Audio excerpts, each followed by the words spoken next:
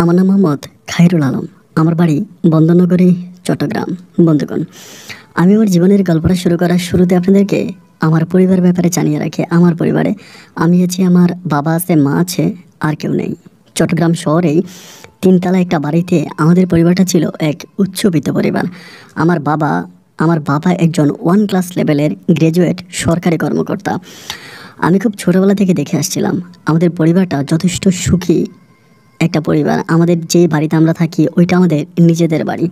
তিনতলার ওই বাড়িটার মালিক আমার বাবা নিজেই, এবং আমাদের নিজস্ব গাড়িও আছে। আমার বাবা যথেষ্ট পরিমাণে নম্র, ভদ্র, শিক্ষিত একজন মানুষ। 5 ওয়াক্ত নামাজ পড়তো, দিন দুনিয়া নিয়ে চলাফেরা করতো। বাবার ভিতরে খারাপই বলতে কোনো ব্যাপার ছিল না। যথেষ্ট পরিমাণ ন্যায় নীতি পরোয়ান একজন মানুষ ছিলেন আমার বাবা। যাই হোক, আমি আমার জীবনের গল্পটা আমি খুব ছোটোবেলা থেকেই শুরু করি, কারণ আমার ছোটোবেলাতে কিছু অনাকাঙ্ক্ষিত ঘটনা আছে। ঘটনাগুলো এরকম: আমি যখন একটু একটু করে বড় হতে শিখি, বুঝতে শিখি, জানতে শিখি, তখন থেকে আমাদের বাড়ির একজন দারোয়ান আছে, যার নাম হচ্ছে হাফিজ কাকা। হাফিজ কাকার সাথে আমার সম্পর্কটা ভীষণ ভালো। উনি আমাকে কোলে করে এখানে সেখানে অনেক সময় ঘুরতে নিয়ে যেত, এবং ছোটোবেলা থেকে আমি ওনার সাথে যথেষ্ট পরিমাণের ফ্রি একজন মানুষ। এরকম করে আমার সাথে থাকতে থাকতে আমি একটা সময় বড় হই। আমি যখন আমার বাবা আমাকে স্কুলে ভর্তি করে, আমি আমাদেরই কোনো একটা এলাকার স্কুল থেকে আমি তখন ক্লাস 5-এ পরীক্ষা দিই। আমি ক্লাস 5-এ পরীক্ষা দেওয়ার পর আমি বৃত্তি পাই। আমার মনে আছে, আমি বৃত্তি পাওয়ার পরে আমার বাবা যথেষ্ট পরিমাণের খুশি হয়। আমাদের এলাকার সমস্ত মানুষগুলোকে আমার বাবা গরু জবাই করে খাওয়ায় আমি বৃত্তি পাওয়াতে। ক্লাস 5-এ আমি একমাত্র বৃত্তি পাই।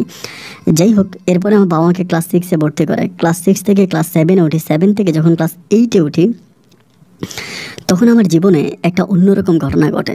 ঘটনাটা এরকম যে আমি কিন্তু দেখতে অনেক বেশি কালো। এতটাই কালো ছিলাম যে বলার মতো না। আমার সামনে কেউ আসলে দাঁড়িয়ে কথাও বলতো না। সবাই আমার কাছ থেকে কেমন জানি দূরে দূরে থাকতো। আমার চেহারাটা সম্পূর্ণ রকমের কালো ছিল। এত কালো আসলে কি বলবো জানি না। তো ওই কালো থাকার কারণে আমি কারোর সাথে খুব একটা মিশতে পারতাম না, কি আমার সাথে খুব বেশি একটা কথা বলতো না। আমার পুরোটা মুখমণ্ডল কালো থাকার কারণে আমি কেমন জানি নিজেকে সবসময় অনেকটা ছোট মনে করতাম। নিজেকে সবসময় খুব ছোট মনে করতাম, কারোর সামনে খুব বেশি যাতায়াত করতাম না। এরকম করতে করতে আমি একদিন আমাদের সিকিউরিটি গার্ড হাফিজ কাকার সাথে মাঠে বাচ্চারা খেলতেছে, আমি মাঠের পাশে বসে আছি। তো বসে থাকা অবস্থায় আমি হাফিজ কাকাকে বলতেছি, কাকা, আমার মনের ভিতর না অনেক দুঃখ। উনি আমার বলে, কী এমন দুঃখ? আমি তখন বললাম যে, কাকা দেখেন আমি কেমন কালো। মানুষ কি কখনো এতটা কালো হতে পারে?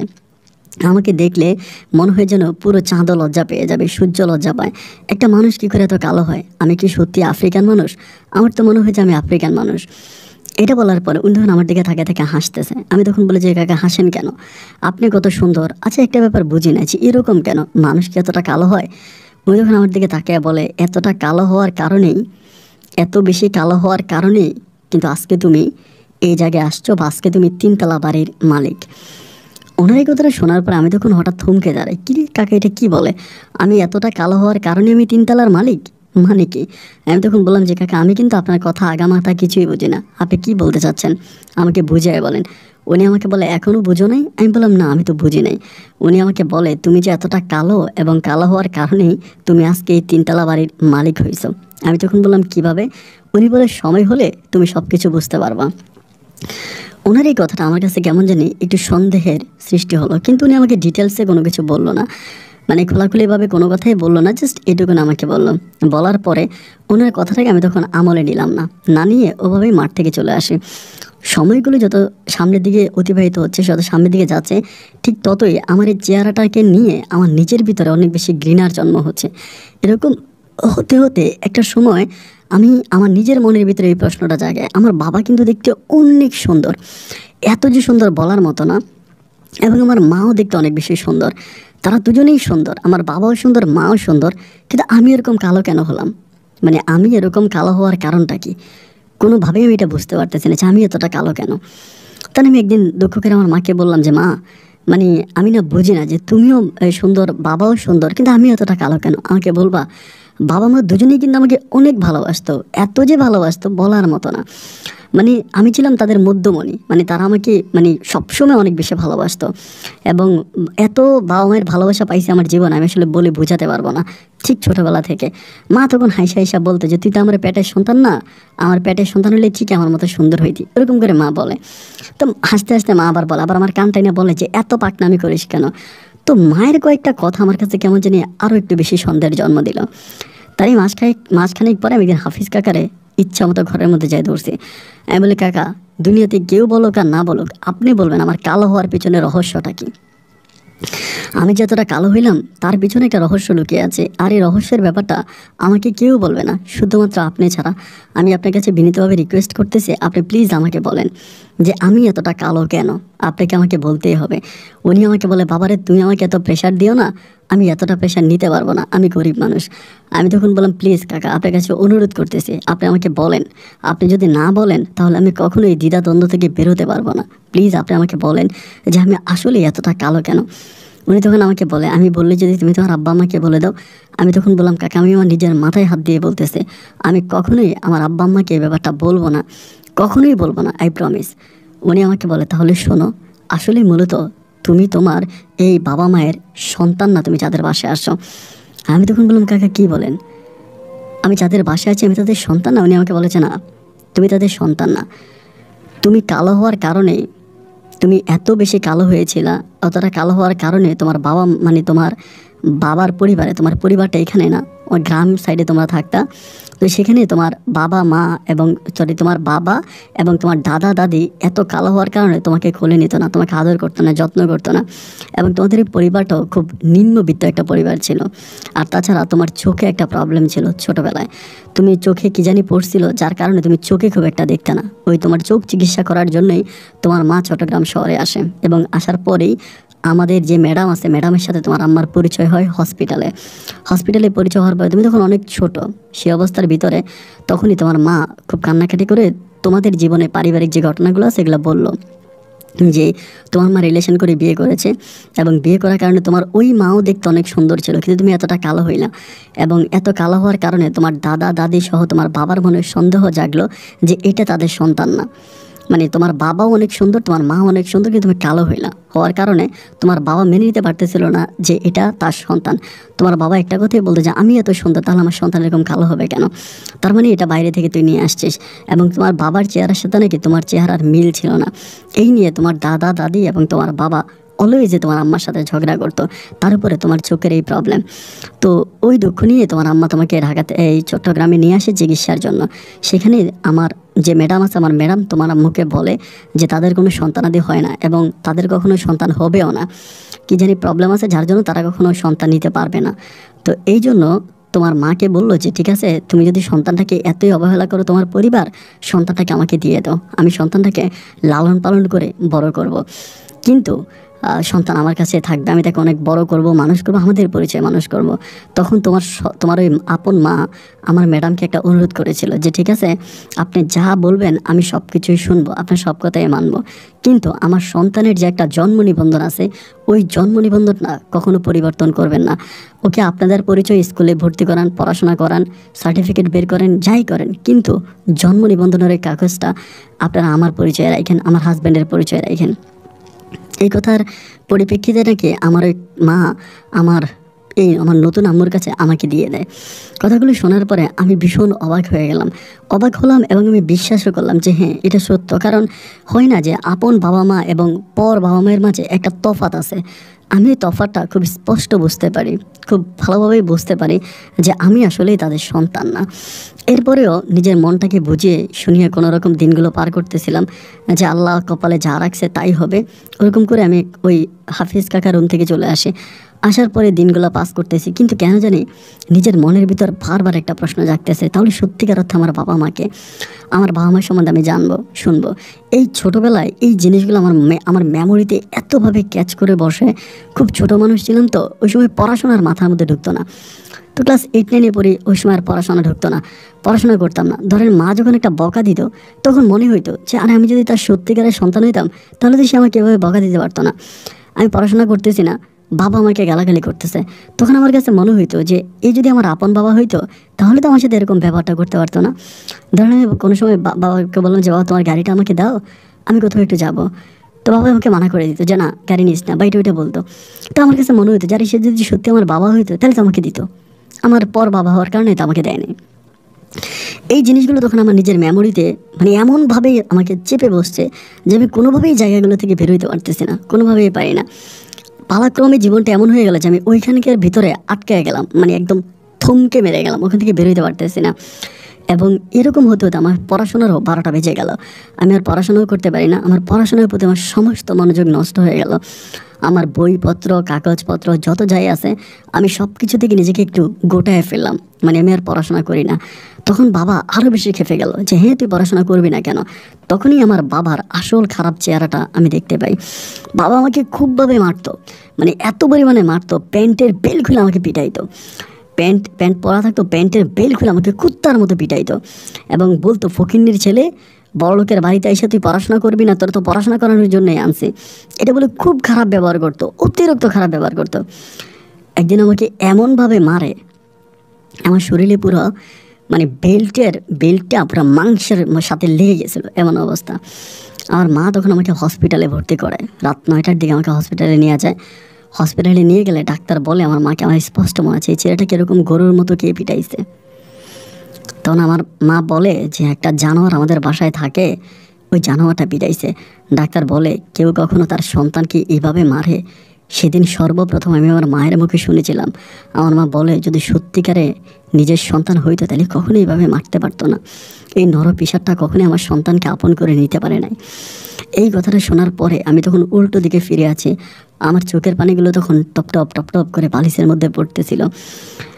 ডাক্তার আমার চিকিৎসা করলো, ব্যান্ডেজ করে আমাকে বললো যে আজকে ওকে হসপিটালে রাখেন, বেড রেস্টে থাকুক এবং কালকে যদি ভালো হয় তাহলে নিয়ে যাবেন, একদিন হসপিটালে রাখেন। তো আমার মাও আর গেল না। মা কী করলো, প্রাইভেট হসপিটাল ছিল, 2টা বেড ছিল, আমি একটা বেডে শুয়ে আছি, মা অন্য একটা বেডে শুয়ে আছে। আমার ঘুমটা ভাঙলো। তখন আমি ওখানে হসপিটালের মধ্যে ঘড়ি আছে, আমি ঘড়ির মধ্যে দেখতে পেলাম যে সময় প্রায় রাত 2টার মতো বাজে। একেবারে গভীর রাত, চারদিকে শুনশান নীরবতা, মানে হসপিটালটা একটু আবাসিক এরিয়াতে ছিল যার জন্য গাড়ি ঘোড়ার অতটা শব্দ নাই।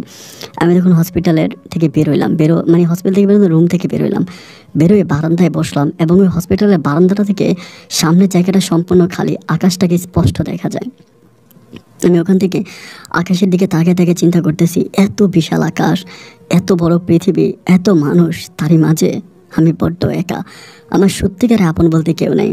চোখের পানিগুলো তখন টপ করে পড়তেছে আর চিন্তা করতেছি আমি এই বাসায় আর থাকবো না, কারণ আমি যদি এই বাসায় থাকি তাহলে আমার আব্বু আম্মু মেরে ফেলবে, আমি আর মায়ের জ্বালা সহ্য করতে পারবো না। এই বলে কান্না করতে করতে নিজের মনকে সান্ত্বনা দিতে আমি তখন হসপিটাল থেকে বেরিয়ে যাই। এবং হসপিটাল থেকে বেরিয়ে আমি কোথায় যাব এটুকুনো জানি না। আমার পকেটে অল্প কিছু টাকা আছে, সেই টাকা দিয়ে আমি তখন চট্টগ্রাম রেল স্টেশনে আসি। রেল স্টেশনে আসার পর আমার কাছে কিন্তু কোনো মোবাইল ফোন টোন কিছু ছিল না যে আমাকে খুঁজে পাওয়া যাবে। রেল স্টেশনে আসার পরে রেল স্টেশনের পাশেই আমি একটা হোটেল দেখতে পাই, হোটেল বলতে ভাতঘর, জান্নাতের ভাতঘর। ওই হোটেলে আমি তখন যাই সকালবেলা, তখন প্রায় 6টা থেকে 6:30 মতো বাজে। আমি ওই রেল স্টেশনে হসপিটাল থেকে এসে রেল স্টেশনে বসে থাকি। তো তখন নাস্তা বানাইতে আসে, সকালে নাস্তা দেবে ভাতঘরে। তো এখানে বসে আছে, আমি গিয়ে খাবার খাইলাম। খাওয়ার পরে মালিকরে বলতেছি, মালিক কিছু মনে করেন না, আপনি এখানে কি কাজে রাখা যাবে ওরকম করে। তা আমাকে বল আমার এখানে তো লোক আছে একটা, হয়তো আজকে 2 দিন ধরে আসতেছে না, কাজ করতে পারিস, কিন্তু যদি ও আসে তাহলে চলে যাওয়া লাগবে। তো আমিও আসলে দেখতে অতটা স্মার্ট ছিলাম না, আর আমাকে দেখতে অতটা সুন্দরও লাগতো না। আমি যত বড়লোকের পরিবারে থাকতাম, কিন্তু আমি দেখতে অত সুন্দর না, যে কেউ বিশ্বাসই করে না যে আমি এত বড়লোকের ছেলে। আমি এই জন্য নর্মালি ওই দোকানে আমাকে ভাতঘরে চাকরি দিয়ে দিছে। আচ্ছা ঠিক আছে, তুই এখানে চাকরি কর। পরে ওখানে চাকরি করতেছি, সময় কাটাইতেছি, কাজ করতেছি, কারোর সাথে আর কোনো যোগাযোগ নেই, মা বাবা কারোর সাথে আর কোনো যোগাযোগ রাখি নাই। পাক্কা 6 মাস আমি ভাতঘরে চাকরি করি, পড়াশোনা সব বন্ধ, ভাতঘরে চাকরি করে সময়গুলো কাটাইতেছি, খুব কষ্টে দিন রাত কাটাইতেছি। আসলে বলে বোঝাতে পারবো না, জীবনে কখনো প্লেট দিয়ে ভাত খাই নাই, অথচ এই মানুষটা আমি কোনো দিন মানে কত যে পরিশ্রম করতাম। আসলে হোটেলে যারা চাকরি করে, বিশেষ করে লোকাল বাংলা হোটেলগুলোতে চাকরি করে, এরা বুঝবে যে জীবনটা আসলে কতটা কঠিন। মানুষ ভাত খায়, প্লেটেই বমি করে দেয়, সেই বমি পরিষ্কার করি, প্লেট পরিষ্কার করে মানুষের কত রকমের থুতু ময়লা ওগুলো পরিষ্কার করি। যাই হোক, তারপরেও কষ্ট করে 6 মাস পরে একদিন আমি হঠাৎ করে রেল স্টেশনের ওখানে সামনের দিকে হাঁটতেছিলাম, বুধবার ছিল আমার মনে আছে, রেল স্টেশনের সামনের জায়গাটাতে হাঁটতেছি, হঠাৎ করে আমি ওইখানে আমার মারে দেখতে পাইছি। মারা দেখতে পাওয়ার পরে আমার তখন চোখের পানিগুলো টলমল করতেছে, মানে নিজের চোখের পানি আর দৌড়াতে পারি না, কান্না করতেছি। মার দিকে তাকাইছি, মা এরকম একটা টলি ব্যাগ নিয়ে দাঁড়ায় আছে, সম্ভবত কোথাও যাবে। আজকে প্রায় 6 থেকে 7 মাস পরে দেখার পরে আমি তখন কি বলবো, মানে কি করব ঠিক কিছু বুঝতে পারতেছি না। এক দৃষ্টিতে তাকায় আছি। মা তখন হঠাৎ করে আমার দিকে দেখছে, দেখার পরে চোখে চোখ পড়ে গেছে। আমি তো ময়লা কাপড় পরে আছি, তারপরেও মা মনে হয় আমাকে চিনে ফেলছে। আমি ওনাকে দেখার পরেই পিছন থেকে দৌড় দিয়েছি, মানে ওনার দিকে তাকিয়ে পিছন থেকে হাঁটতেছে। উনি ওই ব্যাগটা রেখে দৌড়াতে শুরু করছে। আমি দৌড়ে এসে হোটেলে ঢুকছি, উনি পিছন থেকে দৌড়ে এসে হোটেলে ঢুকছে। আমি শাড়ি এভাবে উপরে উঠে দৌড়েছে। আমার মা অনেক লম্বা ছিল, দেখতে অনেক সুন্দর ছিল। দৌড়ে এসে হোটেলে ঢুকে গেছে। আমি তখন হোটেলের ভিতরে ঢুকে গেছি। এখানে আমার মানে আমি হোটেলের ভিতরে ঢুকে তখন ভিতর থেকে দেখতেছি ম্যানেজারকে বলছে এখানে খায়রুল নামের কেউ কাজ করে।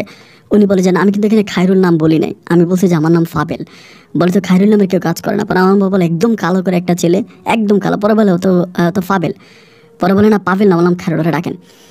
তো ম্যানেজার তখন পিছনে যায়, ডাইকে আমি তখন দাঁড়াই আছি। আমার বলে এই তুই কী করছিস, এদিকে সামনে আয়, ওই মহিলার কিছু কইছস, টিটকারি মারছস? আমারে বলে। আমি তখন বলি মালিকটা নোয়াখালী ছিল আর কি, নোয়াখালী ভাষায় বলে যে তুই কী কইছস। তাই আমি বললাম যে মালিক আমি কিছু বলি নাই। পরে বলে কইছস তুই এদিকে আয়। আমার কলার চেপে ধরে সামনে আনার পরই মা তখন আমাকে জড়ায় ধরে মাউ করে চিৎকার করতে থাকে। পুরো হোটেলের মানুষ তখন দাঁড়ায়া যায়, চিৎকার করে বলতেছে বাবারে তোরে আমি কোথায় না খুঁজছি, চট্টগ্রাম শহরের এমন কোনো জায়গা নেই যেখানে আমি তোরে খুঁজি নেই। তোরে এত আদর এত ভালোবাসা দিছি, তুই কীভাবে পারলে আমাদেরকে ছেড়ে আসতে? আমি বললাম কই আদর ভালোবাসা দিছ, তুমি আমারে মারছো, তোমাদের মায়ের জ্বালা সহ্য করতে না পারি তুমি ঘর থেকে বেরিয়ে গেছে। মা আমার বলে যে তোর গায়ে হাত দিছে আল্লাহ তারে নিয়ে গেছে। আমি বলি মানি? পরে বলে তোর বাবা মারা গেছে। আমি বললাম কীভাবে? পরে বলে হার্ট স্ট্রোক করে। আমি বললাম কবে? বলে আজকে 3 মাস হয়ে গেছে, তুই হসপিটাল থেকে যাওয়ার 1 মাস পরেই মারা গেছে। আমি তখন বললাম তুমি বাসায় একা একা কীভাবে থাকো? মা আমাকে বলে আমার কি কেউ আছে আমার সাথে থাকার মতো? আমার সন্তান বাড়ি থেকে চলে গেছে, আমার স্বামী মরে গেছে, আমি তো একাই থাকবো। এটা বলে কান্না করতেছে। আমি তখন বললাম মা কই যাবা? পরে বলে ঢাকায় যাব। আমার মায়ের আবার একটা ভাই আছে, উনি আবার ঢাকায় থাকে আর কি, মানে আমার একটা মামা আছে, আমার নানা নানি কেউ নেই, একটা মামা আছে ঢাকায় থাকে। পরে আমি বললাম যে মা তুমি এরকম কেন করতেছ, চলো আমি তোমার সাথে যাব। পরে আমি আমার ব্যাগপত্র আবার সব কিছু নিয়ে মার সাথে বাড়িতে গেলাম। বাসায় যাওয়ার পরে আমি আমার রুমটার মধ্যে দেখলাম যে আমার রুমটা এত সুন্দর করে সাজুগুজু করা, রুমের প্রতিটা জায়গায় যেখানে যা থাকা দরকার ঠিক সেখানে তাই রেখেছে। করিডোরটা এত সুন্দর করে সাজিয়েছে, মানে অদ্ভুত রকম সুন্দর। আমি রুমটা দেখার পর আমার মাকে বলতেছি মা আমার রুমটাকে এত সুন্দর করে কে সাজিয়েছে? মা বলে আমি প্রতিদিন নিজ হাতে এসে সকালবেলা তোর এই রুমটাকে সাজাইতাম। এটা বলে মা কান্না করতেছে। আমি বললাম মা আমি আর কোনো দিন তোমাকে ছেড়ে যাব না, আমি এখানেই থাকবো। মা বলে ঠিক আছে তুই থাক। এরপরে আমি আর পড়াশোনা করলাম না। পড়াশোনা না করে আমি তখন আম্মুর সাথেই ওখানে থাকতেছি, শহরে থাকতেছি, আম্মুর সাথে ঘুরতেছি, এখানে সেখানে বাড়ি ভাড়া পাচ্ছি, বাড়ি ভাড়া উঠাচ্ছি, ওইটা দিয়ে কাটতেছি। তখন আমি ওই এলাকার কিছু ছেলেপেলের সাথে চলাফেরা করতে শুরু করি, মানে এলাকার কিছু লোকাল পোলাপান আছে ওদের সাথে চলাফেরা করি। যেহেতু আমার কোনো পড়াশোনা নাই, আমি পড়াশোনা করি না, আমি সবসময় বেকার, তো আমি এলাকার পোলাপানগুলোর সাথে এখানে ওইখানে বিভিন্ন জায়গায় যাই, ওদের সাথে চলাফেরা করি, মানে ওভাবেই সময় কাটাচ্ছিলাম। মানে কোনো রকমের দুষ্টামি না, এমনি ওদিকে যাই।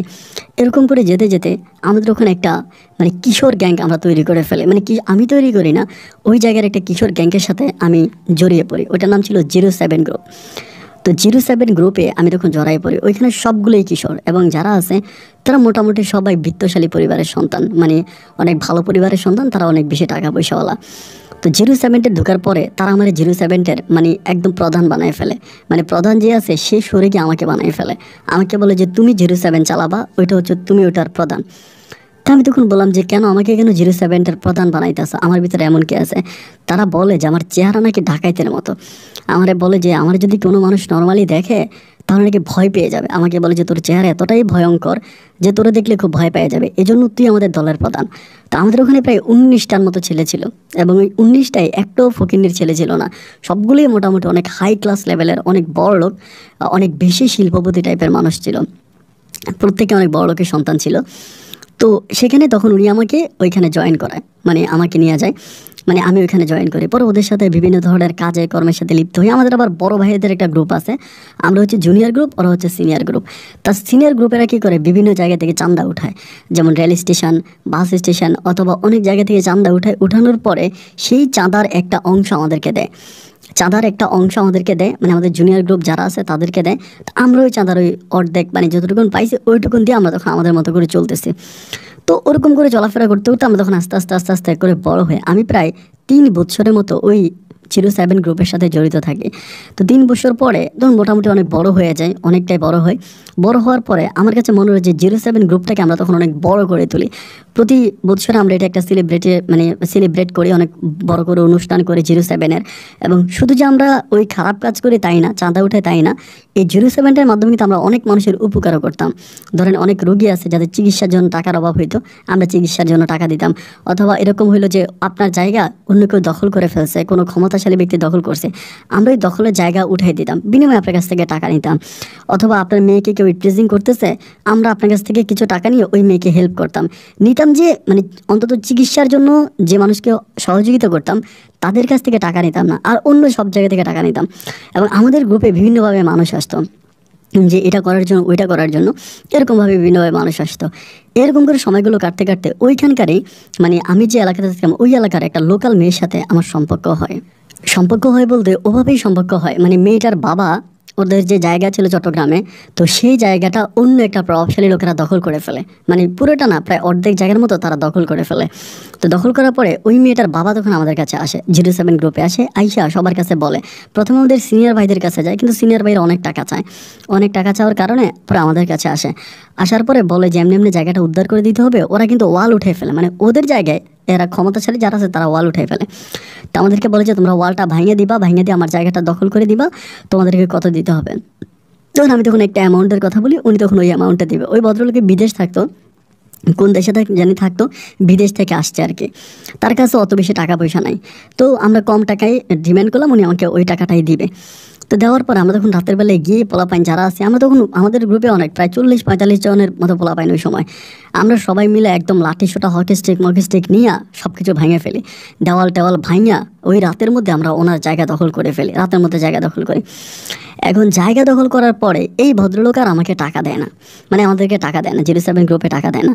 আজকে দেবে, কালকে দেবে, দিবে, ওইটা বলে আমাদেরকে ঘুরাইতে আসে, মানে ওভাবে ঘুরাইতে আসে। ঘুরাইতে ঘুরাইতে সেই করলো কি, আমাদের সিনিয়র গ্রুপের একজন বড় ভাই আছে, মানে আমাদের গ্রুপের সিনিয়র একজন বড় ভাই আছে, ওই মানে আমাদের সিনিয়র গ্রুপের একজন বড় ভাই, ওই সিনিয়র গ্রুপের বড় ভাইরে যে ধরছে, বড় ভাইরে অল্প কিছু টাকা দিয়ে বড় ভাইরে ম্যানেজ করে ফেলছে। এবার বড় ভাই আমাদেরকে বলতেছে, হ্যাঁ তোরা ওনার কাছ থেকে টাকা নিবি না, উনি আমাদের এলাকার সম্মানিত ব্যক্তি এবং উনি আমাদের গ্রুপে অনেক হেল্প করছে, ওনার টাকা নিবি না। তাহলে টাকা পাবো আমরা, কিন্তু বড় ভাই টাকা নিয়ে উনি ওনার মতো করে ফুইটা গেছে।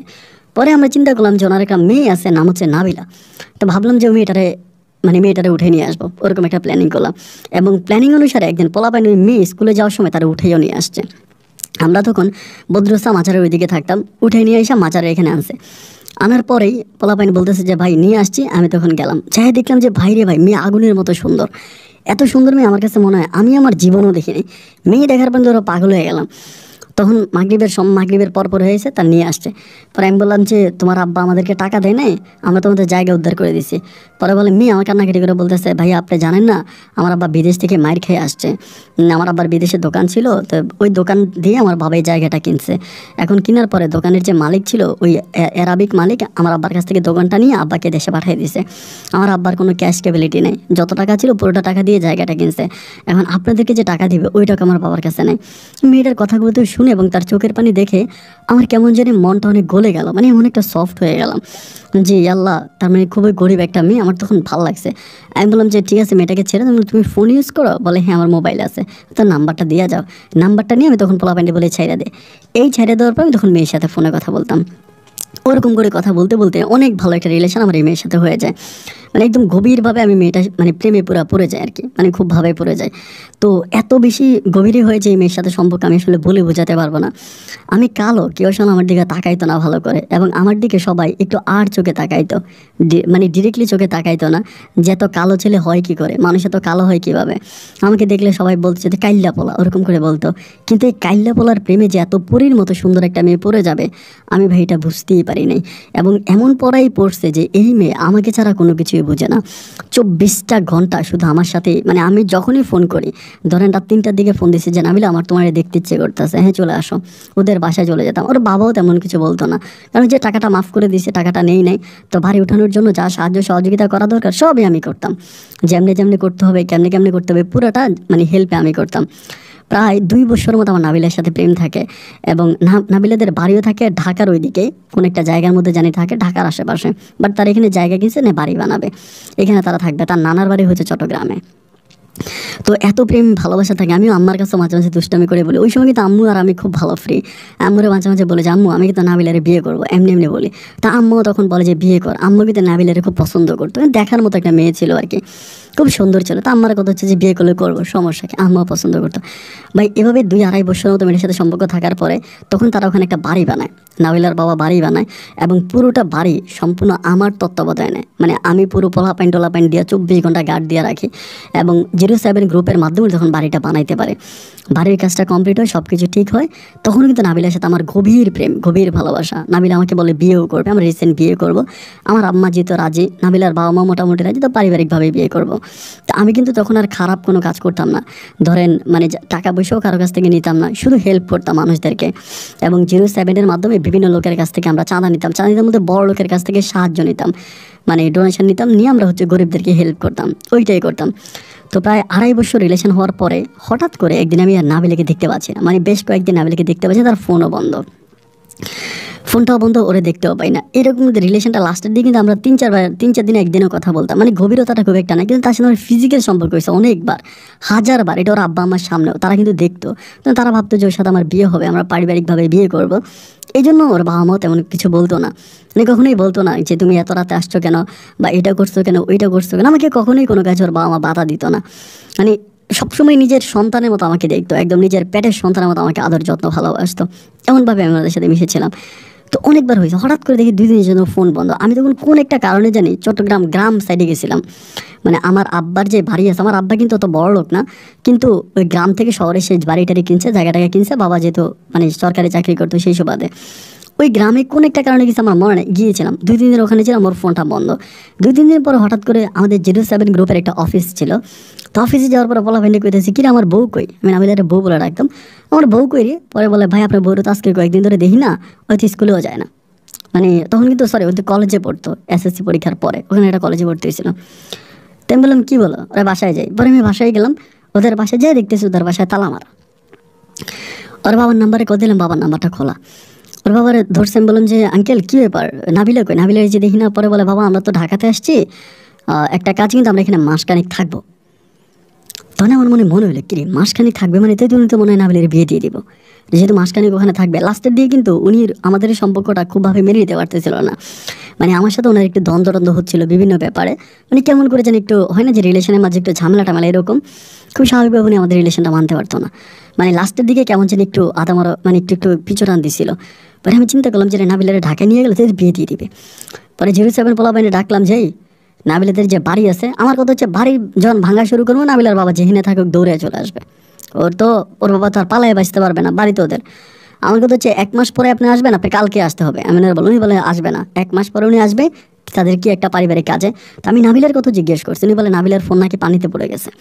তো নাবিল কিন্তু এমন একটা মতো ফোন ছাড়া 1 মিনিটও থাকতে পারবে না, ও তো ফোন অলওয়েজ ইউজ করে, তাহলে ওর ফোন এইভাবে বন্ধ হবে কেন। পরে বাড়ি ভাঙতে যাবো, ওই সময় পোলাপান আমার বলতেছে ভাই দেখেন আপনি মেয়েটারে বিয়ে করবেন, মেয়েটার সাথে আপনার এত গভীর সম্পর্ক, তো এখন যদি আপনি ভারী ভাঙা টাঙা এরকম কিছু করেন, তাহলে মেয়েটার চোখে আপনি খারাপ হয়ে যাবেন।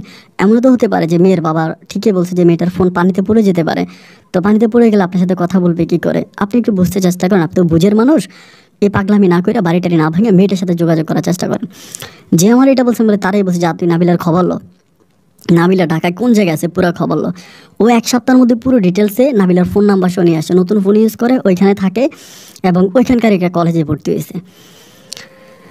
তখন আমি চিন্তা করলাম কিরে ওইখানকারই একটা কলেজে ভর্তি হয়ে গেল, ফোন টোনও সিমও চেঞ্জ করে ফেলছে, সব চেঞ্জ। আমার এই বন্ধু কিন্তু কেমনি কেমনি সিম নাম্বার সহ নিয়ে আসছে। ওই কিন্তু ঢাকার কুতুব, আগে ঢাকায় থাকতো আর কি, ঢাকায় মানে বিভিন্ন খারাপ কাজ করতো, অকানস করতো, এর সাথে জড়িত। পরে ফোন নাম্বারটা নেওয়ার পর আমি কল দিলাম, কল দিয়া ও রিসিভ করছে। আমি বললাম যে নাবিলা আমি খাইরুল্লাহ। পরে বলে কোন খাইরুল, আমি বললাম যে তোমার জামাই খাইরুল, যার সাথে রাতের পর রাত আকাম কুকাম করছিলা।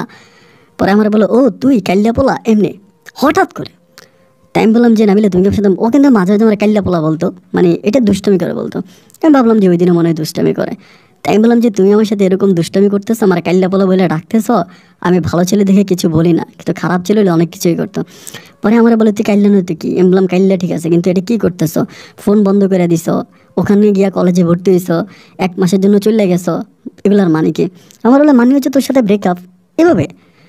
তাই আমি তখনও ভাবতেছি ও দুষ্টামি করতেছে। আমি তখন বললাম যে নাবিলা কী বলে এগুলো, ব্রেকআপ, আসবা কবে?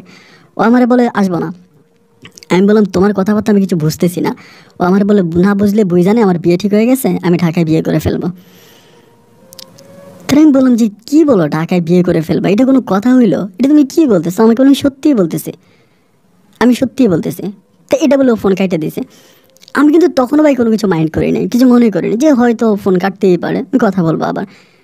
আমি তারা আবার কল দিলাম, এবার দিয়ে সে আমার নাম্বারটা ব্লক লিস্টে দিয়ে দিছে। অন্য যত নাম্বার থেকে কল দেয় আমার কথা শোনার পরও কাইটে দেয়। এভাবে 3 থেকে 4 দিন কেটে গেছে। এবার পোলা ভাই আমার বলতেছে ভাই মেয়ে তো আপনার তাহলে বাঁশ দিছে। আমি বলি মানি, পরে বলে যে ঢাকায় বিয়ে শাদী করে লাইবো। আপনি ভাই ঢাকায় গিয়ে তো কিছু করতে পারো না, কারণ ঢাকায় আপনার চেয়েও বড় বড় কুতুবরা আছে। একটা কাজ করেন, বাড়ি ভাঙা দেন, আমাদের আয়ত্তে যেটা আছে ওইটা করে বাড়ি ভাঙা শুরু করলে মাইয়া মাইয়ার বাপে কুত্তার মতো দৌড়ে আইব। এইবারে আমরা কি করলাম, ওরে ফোন দিলাম, মেসেজ করলাম যে তোদের বাড়ি ভাঙতেছি, পারলে ঠাকা। এটা বলে দুপুরবেলা 07 গ্রুপের পোলাপাইন যা আছে সবগুলারে ডাকলাম যে তোরা আয়, সবাই আসছে, বাড়ি ভাঙার জন্য গেছি। ভাই মাত্র বাড়ি ভাঙা শুরু করছি, ওই সময় আমাদের গ্রুপে আরেকজনের কাছে আমাদের এলাকার কমিশনারে কল দিছে। কল দিয়ে বলতেছে খারিলারে দে তো, এরকম করে বলে।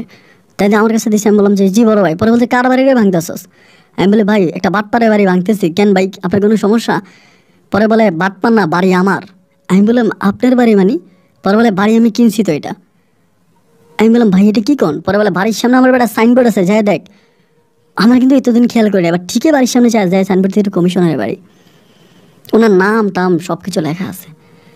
এবং ভাই আপনি বাড়ি কিনছেন আমাদেরকে জানালেন না, পরে তোদেরকে জানাইতে হবে কেন? আমার বাড়ি কিনলে তোদের সিনিয়র গ্রুপে জানাইছি। ভাই এবার আমি বাড়ির সামনেই মাথা ঘুরে পড়ে গেছি। পোলাপান সবাই আমার ধরে বলতেছে ভাইটা কী হইলো?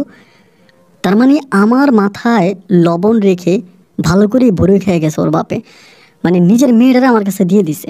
আমি ওর মেয়ের বউর মতো ব্যবহার করছি। কখনো কক্সবাজার নিয়ে গেছি, কখনো সেন্ট মার্টিন নিয়ে গেছি, যেমনি পারছি এমনি ইউজ করছি। কিন্তু মূলত সেও তার সুবিধা মতো তার জায়গাটা দখল করছে, বাড়িটা বানাইছে, এবং এই বাড়িটা সে একটা প্রভাবশালী গেছে বিক্রি করে এখান থেকে চলেও গেছে। বাট আমি কিছু বুঝতে পারিনি। ভাই এবার আমি দৌড়ে এলাম ঢাকার দিকে, কারণ আমি তো নাবিলার হারাই ফেলছি। আমি ওই ঠিকানা অনুসারে নাবিলার একদম পুরো ওরা হচ্ছে ওখানে নারায়ণগঞ্জে একটা জায়গায় থাকতো, ওদের বাড়ি নারায়ণগঞ্জে শহরের মধ্যে থাকতো। ওদের বাসার সামনে গিয়া আমি ওরা ডাকতেছি যে নামিলা বাইরেও, চিল্লাইতে আছে। ওর বাবা তখন বের হয়েছে, বেরিয়ে আমার বলতেছে যে তুই এখানে? প্রথমে বলছে তুমি এখানে? আমি বললাম যে আঙ্কেল আমি নাবিলাকে দেখতে আসছি। পরে বলে আসো, আয় আয় ভিতরে আয়, এরকম করে তুই করে ডাকে। লাস্টে ভিতরে গেলাম, রুমে ঢুকলাম। ঢুকার পরেই প্রায় 20-25 মিনিট পরে কতগুলো পোলাপাইন চলে আসলো। নাবিলা ওইখানে এক প্রভাবশালী ছেলের সাথে প্রেম শুরু করছে। আমি জানতাম না, পরে জানতে পারি ওইখানকারই লোকাল এক পোলার সাথে প্রেম করতেছে। ওই পোলা আবার কোন দল টল করে, একদম বড় ভাই লেভেলের। আমি ঘরে ঢুকে সাথে নাবিল ওই পোলারে কল দিছে। পরে ওই পোলা তার সঙ্গমগুলো এসে আমার এমন পিটাইছে, 26 দিন পর্যন্ত টান আমি ঢাকা মেডিকেলে ছিলাম। 26 দিন আমার শরীরের এমন কোনো হাড় রাখে নাই ভাঙা ছাড়া, এমন অবস্থা করছে। আমার 26 দিন পরে ঢাকা মেডিকেল থেকে আমার মা তখন আমাকে চট্টগ্রাম মেডিকেলে নিয়ে আসে। আমার আম্মা সম্পূর্ণভাবে দৌড়েছে চট্টগ্রাম মেডিকেল লাইনে। চট্টগ্রাম মেডিকেলে ভর্তি করায় আমি যে বাঁচবো এটা কেউ বলে নাই। হসপিটালে দীর্ঘদিন থাকার পরে টানা প্রায় 5 মাসের মতো আমি হসপিটালে ছিলাম। চট্টগ্রাম হসপিটালে 5 মাস হসপিটালে থাকার পরে আমি হসপিটাল থেকে বাসা আসি। আসার পরে তখন আমার 07 যে গ্রুপ ছিল ওই গ্রুপও বন্ধ হয়ে গেছে। ওর বাবা কেমনে কমিশনারে দিয়ে আমাদের এই গ্রুপটারে ভেঙে দিচ্ছে। আর আমিও ছিলাম না একটা গ্রুপের যে নেতা না থাকলে কিন্তু গ্রুপ চলে না। আমি নেতা হিসেবে ছিলাম না, যার জন্য আমার গ্রুপটাও ভেঙে গেছে। তো ভেঙে যাওয়ার পরে আমি তখন এই হসপিটাল থেকে আসার পরে ঠিকমতো হাঁটতেও পারতাম না। আস্তে করে প্রায় 1.5 বছর লাগছে আমার পুরোপুরিভাবে আমি সুস্থ হতে। আর এই 1.5 বছরে নাবিলা বিয়ে করে বিদেশে চলে গেছে। যে পোলারে বিয়ে করছে ওই পোলা নাকি করে বিয়ে করে বিদেশে নিয়ে চলে গেছে। ওই পোলা অনেক প্রভাবশালী ছিল নারায়ণগঞ্জের।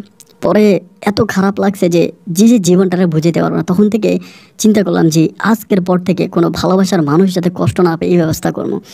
কোনো মাইয়া কোনো পোলারে ছেঁকা দিব ওইটারে ছাড়ুম না, জীবন থাকতো ওইটারে কল্লা কেটালামু এবং কোনো দিন কোনো পোলা যাতে ছেঁকা না খায় কোনো মাইয়ার কারণে ওই ব্যবস্থা করুম। আমি নতুন গ্রুপ তৈরি করবো। এরকম কইরা আমি তখন করলাম কি আরেকটা গ্রুপ তৈরি করতেছি। আমার এই গ্রুপের নাম হচ্ছে মানে মুখর ভালোবাসা। প্রথমে মুখর ভালোবাসা নাম দিছি, পরে দিছি জয়েন অফ ভালোবাসা। মুখর ভালোবাসা থেকে পরে গ্রুপটার ভিতরে জয়েন অফ ভালোবাসা নাম দিলাম। জয়েন অফ ভালোবাসা নাম দিলাম। 8-10 জনের মতো এটাতে কাজ করতেছি। প্রায় 6-7 মাসের মতো গ্রুপের সাথে কাজ করে। এদিক দিয়ে কিন্তু আম্মা আমার বিয়ে করার জন্য পাগল হয়ে গেছে, যে তুই বিয়ে কর, বিয়ে কর, তুই বিয়ে করবি না কা, তুই বিয়ে কর। আম্মা আমার বিয়ে করার লেগে পাগল। আমি তার বিয়ে সাথে করুম না ওভাবেই। তো ওই 7-8 মাস পরেই হঠাৎ করে এক ভদ্রলোক, ওই পোলা নাকি সৌদি আরবে থাকতো, পোলা আইসা আমাদের গ্রুপে কান্নাকাটি করতেছে, জয়েন অফ ভালোবাসা গ্রুপ। আইসা বলতেছে, ভাই আমি একটা মেয়েরে ভালোবাসতাম এবং এই মেয়ে আমার কাছ থেকে বিদেশ থেকে সৌদি আরব থাকে আমার কাছ থেকে লাখ লাখ টাকা নিয়ে গেছে। আমার আব্বা আমার পরিবারের সবাই সৌদি আরবে থাকে, সৌদি আরবে আমাদের ব্যবসা আছে। এই মেয়ে এখন অন্য ছেলেকে বিয়ে করে ফেলতেছে। এটা আমারে বলতেছে ওই পোলা। আমি ঠিকানা দাও। পরে বলে ভাই ঠিকানা দিলাম। আমার বলে ভাই 5 লাখ টাকা দিব, ওর উঠে নিয়ে আসেন, আমি ওর বিয়ে করবো। আমি বলি ভাই 5 লাখ টাকা দাও দরকার না, তুমি জাস্ট 1 লাখ টাকা দিয়ে আমাদের খরচের টাকা জয়েন অফ মানে লাভ আমরা ওইখান থেকে এনে দিব। পরে ওই মেয়ের যেদিন বিয়া, এর আগের দিন রাতের বেলা এলাকার পোলাপানকে খবর দিলাম যে এমনি এমনি মায়েরা আনা লাগবো। ঠিকই একদম মালটা লইয়া মায়ের ওইখান থেকে উদ্ধার করে নিয়ে আসছে। মানে ওইটা অনেক ঝামেলা টামেলা হয়েছে অবশ্যই, কিন্তু ওরকম ঝামেলা টামেলা না। জাস্ট যখন সবাই ঘুমিয়ে গেছে আমরা উঠা ওইখান থেকে মেয়েকে কিডন্যাপ করে আনছি। কিডন্যাপ করে নিয়ে আসছি। আনার পরে মেয়েরা আমি যখন আনছিলাম তখন রাত 2টার মতো বাজে। তো পোলাপান সবাই বলতেছে ভাই রাত 2টা বাজে মেয়েরে কই লয়ে যাবো, রাত তখন 2টা। আমি তখন করলাম কি যে আমাদের বাসায় নিয়ে গেছে, আমাদের বাসা অলওয়েজ খালি, আমার বাসায় একাই থাকে। আমি তখন কী করলাম, ওই মেয়েরা আমাদের বাসায় উঠাইলাম। আমাদের বাসায় উঠানোর পরে আমি কী করলাম, আমাদের বাসায় আর ঘুমাইলাম না। আমি যে রুমে রাখলাম ওই রুমে তালা মেরে চাবিটা আমার আম্মার কাছে দিয়ে গেছে। না আম্মা মাঝে মাঝে জানে যেরকম আমি এর আগে অনেকগুলো মেয়েরে উঠেই না ছেলেদের কাছে বিয়ে দিয়েছি, মানে ছেলেদের সাথে বিয়ে দিতাম। মানে আম্মু আমার ব্যাপারটা পুরোপুরিভাবে জানতো যে আমি একটা রিলেশন করে যে ছেঁকা খাইছে, আমার যে একটা ব্রেকআপ হয়েছে, এই ব্যাপারটা আম্মু পুরোপুরিভাবে জানতো। তো জানার কারণে আম্মু আমাকে অনেক হেল্প করে, মানে সব ব্যাপারে অনেক হেল্প করে। আমি কোনো ব্যাপারে কথা বললে আম্মু আমাকে পরিপূর্ণভাবে হেল্প করে। তো এটা আমি আম্মুরে বলছি, আম্মু একটা মেয়ে আছে, সকালবেলা একটা ছেলে আসবে, বিয়ে পড়াই দেবো, তুমি চাবিটা রাখো। আমার কাছে চাবিটা দিয়ে আমি তখন কী করলাম, আমার একটা ফ্রেন্ডের বাসায় ঘুমাইছি। ওই রাতে আমি আর ঘরে ঘুমাইনি। কেন ঘুমাইনি আসলে আমি জানি না, যদিও আমার সেপারেট রুম ছিল, আমি চাইলে আমার রুমে ঘুমাইতে পারতাম। আমি আমার রুমে ঘুমাইলাম না। না ঘুমাইয়া আমি তখন আমার বন্ধুর রুমে ঘুমাইলাম। সকালে ঘুম থেকে 12টা 12:30 দিকে উঠলাম। ওঠার পরেই দেখলাম যে আমার আম্মার ফোন আসছে প্রায় 100টার উপরে। মোবাইল সাইলেন্ট ছিল, তো আম্মারে কল দিলাম। কল দেওয়ার পরে আম্মা বলতেছে যে তুই বাড়ির আশেপাশেও আসিস না, বাসার আশেপাশে আসিস না, তোরে পুলিশ খুঁজতেছে। আমি তখন বললাম কী বলো? ওই মেয়ে মা বলো আমি মেয়েরে বুঝে টুঝে ভিতরে আটকায় রাখছি, তোরে পুলিশ খুঁজতেছে, তুই তাড়াতাড়ি এখান থেকে ভাগ।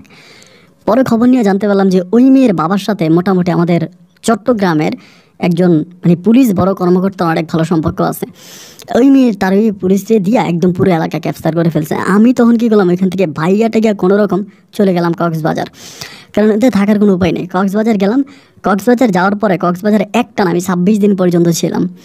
এই পরে বড় ভাইদেরকে ফোন টোন দিয়ে কোনোভাবে মামলা টামলা সমাধান হলো। 26 দিন পরে আমি তখন কক্সবাজার থেকে এবার আমি চট্টগ্রামে আসছি।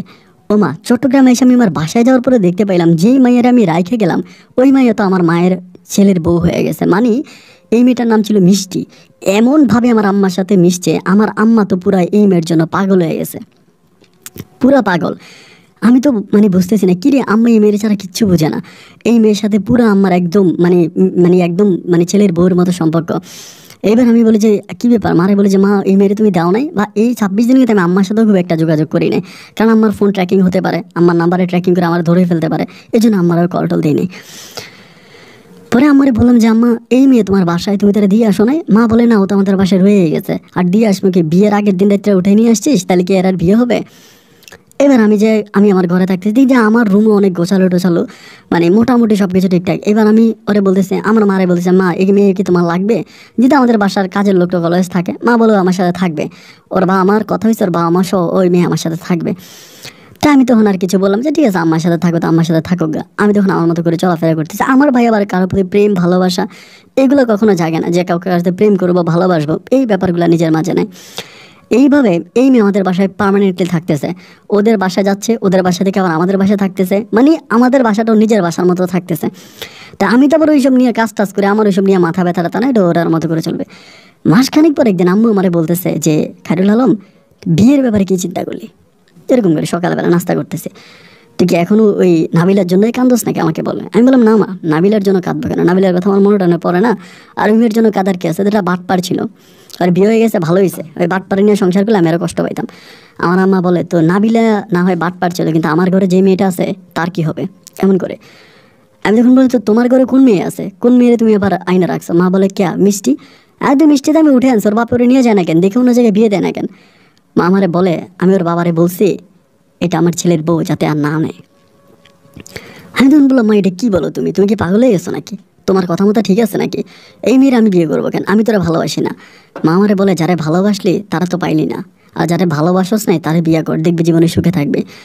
আমি বললাম না মা, আমার দিয়ে এসব হইব না, আর আমার সংসার জীবন আমার আর হবে না, আমি কখনো বিয়ে শাদী করবো না, তুমি এসব উল্টাপাল্টা কথা আমাকে বইলো না প্লিজ মা, আমি আর কখনো বিয়ে করবো না, তুমি বিয়ের কথা বললো না। মা আমারে বলে বাবা তুই বিয়েটা কর, মেয়েটা অনেক ভালো, আজকে 1 মাসেরও বেশি সময় আমাদের পরিবারে আছে, আমি দেখতেছি যে মেয়েটার মন মানসিকতা চলাফেরা আচার আচরণ কথাবার্তা সব কিছু যথেষ্ট নম্র ভদ্র এবং খুব ভালো একটা মেয়ে, তুই তার বিয়ে করলে লাইফ অনেক হ্যাপি থাকবে।